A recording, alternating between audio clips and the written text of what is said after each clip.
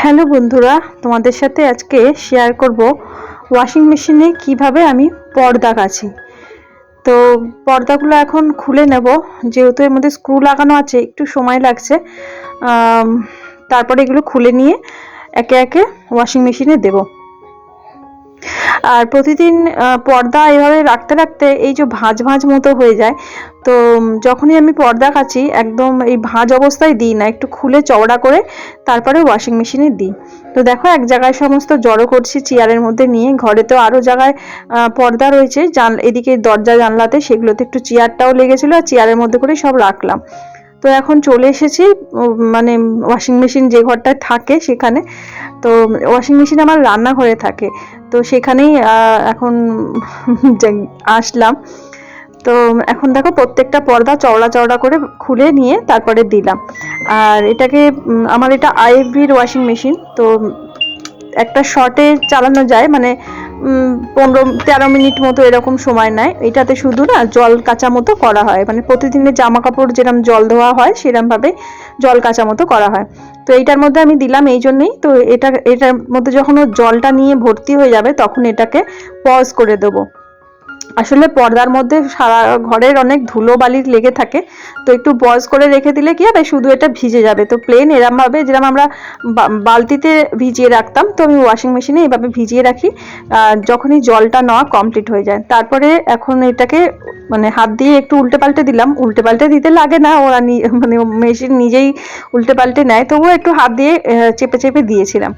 তো দিয়ে পজ করে রেখে দিয়েছিলাম। তো এখন আবার এটা মানে জল কাচা মতো করে নেব, তাহলে কি হবে, পর্দার যে আলগা যে ময়লা ধুলো যেগুলো থাকে সেগুলো পরিষ্কার হয়ে যায়।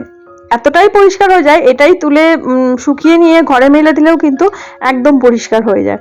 তবুও মনের দিক থেকে তো একটু শান্তি পেতে হবে, ডিটারজেন্ট তো দিতে হবে। আমি এর মধ্যে এরিয়েলের যে টপ লোডের যে লিকুইড ডিটারজেন্ট আছে ওইটা দিই, ওটাতে খুব সুন্দর পরিষ্কার হয়ে যায়।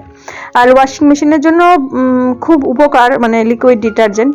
কিন্তু কেন জানি না আমার আবার মনে হয় একটু সার্ফ হলেই যেন বেশি ভালো লাগে, কিন্তু লিকুইড ডিটারজেন্ট ওই যে ওয়াশিং মেশিনটাকে ভালো রাখবে এই জন্যই দেওয়া। একবার জল কাচা করে নিয়ে তারপর যখন লিকুইড ডিটারজেন্ট দিয়ে কাচা হয় তাহলে ডিটারজেন্টটাও একটু কম লাগে, মানে সাশ্রয় হয়।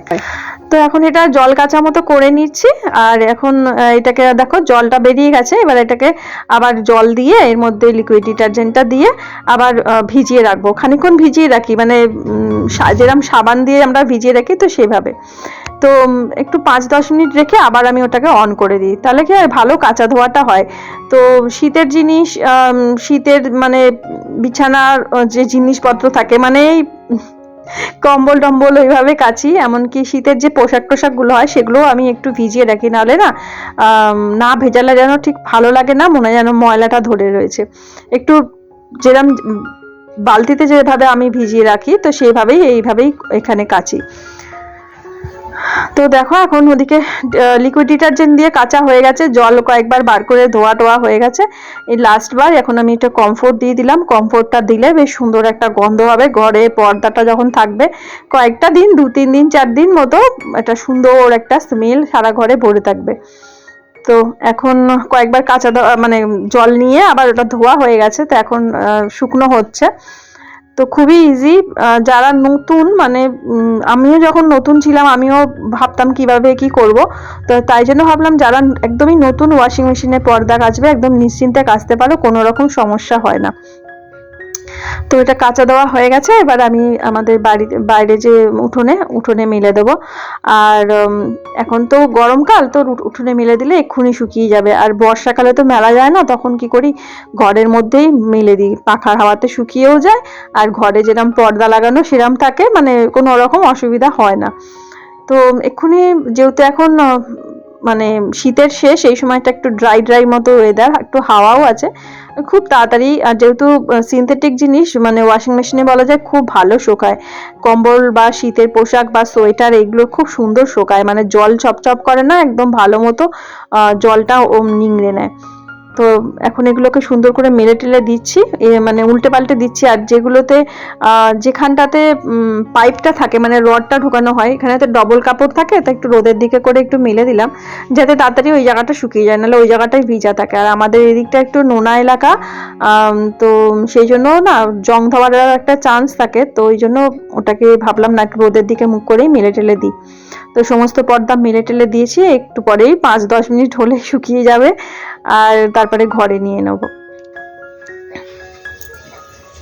খুব চড়া রোদ বাইরে, মানে গরমটা পড়ছে বোঝাচ্ছে। চৈত্র মাসের যে একটা রৌদ্র, চৈত্র পড়েনি, ফাল্গুন মাস চলছে, তো সেই একটা রোদের একটা তাপ বোঝাচ্ছে যে হ্যাঁ আমি আসছি সবুজ সহ, তোমরা আমাকে চাইছিলে তো খুব করে যে একটু রোদ হোক, আসছি। তো প্রচন্ড পরিমাণে রোদের তেজটাও কিন্তু আস্তে আস্তে বাড়ছে।